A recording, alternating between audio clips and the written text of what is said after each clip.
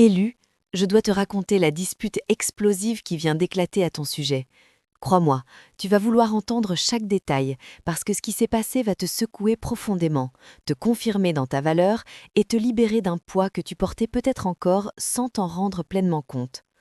En ce moment même, quelqu'un qui pensait avoir définitivement gagné la partie, qui croyait avoir enterré ta réputation pour de bon, sali ton nom sans conséquence, imposé sa version des faits et contrôlé le récit autour de toi pendant des mois ou des années, voit son château de mensonges s'effondrer autour de lui comme un château de cartes sous un vent violent et imprévisible. Le rebondissement le plus cinglant, le plus douloureux pour lui, la personne en qui il avait le plus confiance, celle qui le soutenait aveuglément, qui répétait ses versions sans jamais poser de questions, qui amplifiait ses accusations et renforçait son emprise, vient de se retourner contre lui de la manière la plus brutale, la plus spectaculaire et la plus publique qui soit. Une trahison venue de l'intérieur, un couteau planté dans le dos par son plus proche allié, celui ou celle qui était censé rester fidèle jusqu'au bout. Ce n'est pas du drama pour du drama, ce n'est pas une simple querelle humaine ou une explosion d'ego, c'est la justice cosmique qui se joue en direct, sous les yeux de tous les témoins présents dans la pièce. Cette explosion n'était pas un accident, pas une coïncidence malheureuse, elle était inévitable, programmée depuis longtemps par des lois spirituelles plus hautes que tous les plans, toutes les stratégies et toutes les manipulations humaines. La pièce elle-même semblait trop petite, trop étroite pour contenir le poids écrasant de la vérité qui sortait enfin au grand jour. Cris stridents, voix qui se brisaient sous l'émotion brute, salive qui volait dans les gestes désordonnés, regard incrédule et figé. Et surtout, la voix, autrefois si assurée, si arrogante, si pleine de certitude du menteur qui s'est mise à trembler, à craquer, à perdre toute sa force, toute sa prestance sous la pression implacable de sa propre mise à nu. Ce qu'il croyait pouvoir garder enfoui dans l'ombre pour l'éternité, les mensonges patiemment construits, les accusations fabriquées de toutes pièces, les distorsions savamment entretenues, est soudain devenu le centre absolu de l'attention, avec des témoins qui regardaient, bouche bée, le masque tombé en direct, morceau par morceau, jusqu'à ne plus rien cacher du tout. Tu n'as rien eu à faire, tu n'as pas eu à te défendre, à argumenter, à crier, à prouver quoi que ce soit. Tu n'as même pas eu à être présent dans la pièce. Une autre personne s'est levée, portant l'épée de la vérité dans sa bouche, et chaque mot qu'elle a prononcé a coupé assez profondément pour faire saigner les illusions, pour exposer les fissures que tout le monde avait fait semblant d'ignorer pendant si longtemps. L'univers soulève toujours des défenseurs pour les élus quand l'heure est venue, et cette heure est arrivée, pile au moment où tu en avais plus besoin pour toi-même, parce que tu avais déjà transcendé le besoin de te justifier ou de te battre. Le menteur avait construit autour de lui une véritable écho-chambre, un cercle fermé d'alliés qui répétaient inlassablement les mêmes fausses histoires, les mêmes accusations usées jusqu'à la corde, se convainquant mutuellement que ton silence signifiait que tu acceptais tout, que tu avais honte, que tu étais coupable ou que tu avais capitulé.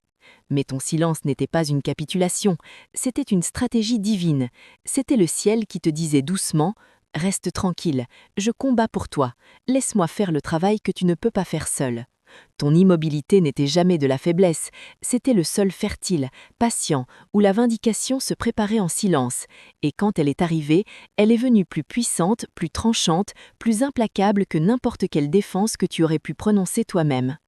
Chaque accusation lancée contre toi a été pesée sur place et trouvée vide, creuse, sans substance, sans fondement réel. Chaque tentative de traîner ton nom dans la boue n'a fait que salir leurs propres mains devant tout le monde, les exposant comme jamais. Ils voulaient que la foule applaudisse leurs mensonges, qu'elle les suive dans leur version tordue des faits. Maintenant, les mêmes personnes les regardent avec un mélange de suspicion, de dégoût et de déception profonde, se demandant comment elles ont pu être aveugles aussi longtemps, comment elles ont pu gober autant de contradictions sans sourciller. Parce que quand la vérité entre dans une pièce, elle ne demande pas la permission, elle explose comme un feu et prend toute la place, sans laisser d'espace pour le mensonge, sans tolérer les demi-vérités. Petit rappel de réalité qui fait mal mais qui libère, ils ont crié sur tous les toits que tu étais faux, instable, indigne de confiance, que tes bénédictions étaient imméritées, volées, immorales.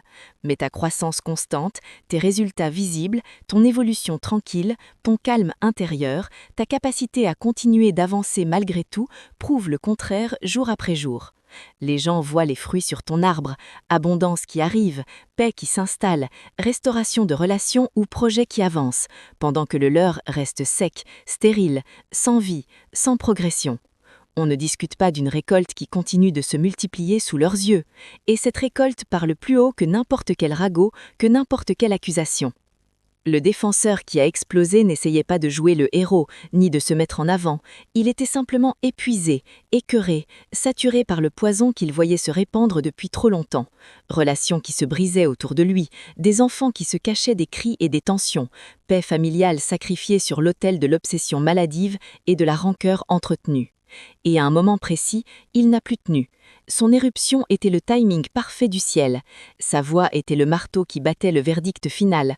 Le jugement n'est pas tombé parce que tu t'es battu, il est tombé parce que tu as évolué, parce que tu as continué à grandir, à guérir, à t'élever pendant que eux stagnaient dans leur amertume et leur fixation toxique. Cette dispute n'était pas seulement une question de mensonges exposés au grand jour, c'était une ligne spirituelle tracée dans le sol, une frontière définitive et irréversible. Leur saison de manipulation, de contrôle, de calomnie, de harcèlement indirect, de tentative de te garder petit ou petite, s'est terminée cette nuit-là. Ta saison de vindication sans effort, de vérité qui parle d'elle-même, de justice qui arrive sans que tu l'appelles, de reconnaissance naturelle a officiellement commencé. Tu entres maintenant dans la phase où les défenseurs apparaissent sans que tu les convoques ni que tu les supplies, la vérité couvre la calomnie comme une vague qui efface tout sur son passage, l'énergie de la justice te suit dans chaque pièce où ton nom est prononcé même à voix basse, même en secret. L'écho-chambre qu'ils avaient patiemment construite s'est fissurée dès qu'une seule voix a refusé de jouer le jeu. La répétition ne transforme pas un mensonge en vérité. Un seul coup d'honnêteté suffit à faire voler en éclats une structure entière bâtie sur du vent et de la peur. Ils pensaient que t'isoler te briserait, te ferait plier, te ferait disparaître. Ça n'a fait que révéler leur propre isolement, leur propre vide intérieur. Pendant que tu dépassais le besoin d'approbation extérieure, ils rapetissaient dans une bulle sans oxygène. Leur soi-disant loyauté fondée sur le mensonge est devenue toxique pour eux-mêmes. Maintenant, les voix qui amplifiaient leur rage se taisent une à une, refusant de répéter des mots qui sonnent faux, qui ne tiennent plus debout, qui les font honte. Quand la vérité explose, l'écho renvoie plus fort que le mensonge original. Leurs contradictions les ont trahis, histoires qui changent selon l'auditoire, détails qui varient selon le jour et l'humeur, émotions brutes au lieu de faits solides. Plus ils parlaient, plus ils étaient crédibles. Et la poésie de la justice cosmique, c'est que tu n'as rien dit, c'est leur propre bouche qui a démoli leur crédibilité, mot après mot, contradiction après contradiction. Tu as coupé les cordes énergétiques. Ce retrait conscient a créé un vide si puissant qu'il a aspiré à la surface tout ce qu'elle tentait de cacher depuis mois, des années. Sans ton énergie pour alimenter leur illusion, sans ton attention pour nourrir leur obsession, sans ta présence pour justifier leur fixation, le masque est tombé. Leur identité reposait sur toi. Sans toi, ils n'ont plus tenu debout. Ils se sont retrouvés face à leur propre reflet, et ce reflet était vide, fragile, désespéré, rongé par l'envie et la peur. Ce vide est sacré, il expose la dépendance maladive, révèle l'obsession toxique et met à nu les motifs réels. Ton calme contrastait trop violemment avec leur chaos grandissant. Les gens ont commencé à se poser les vraies questions. Pourquoi l'un reste stable, paisible, productif, pendant que l'autre s'effondre en crises répétées? Pourquoi l'un rayonne la paix, pendant que l'autre répand l'amertume partout où il passe? Le défenseur avait tout observé depuis longtemps, en silence, en accumulant les pièces du puzzle.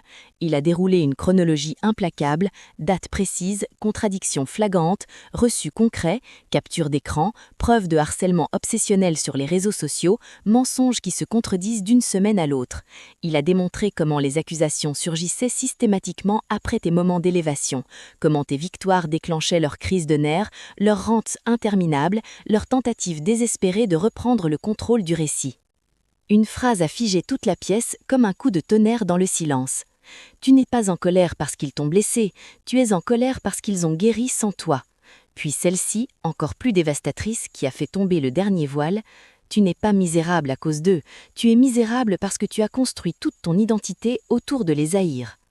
Le masque est tombé, l'obsession est apparue nue devant tous.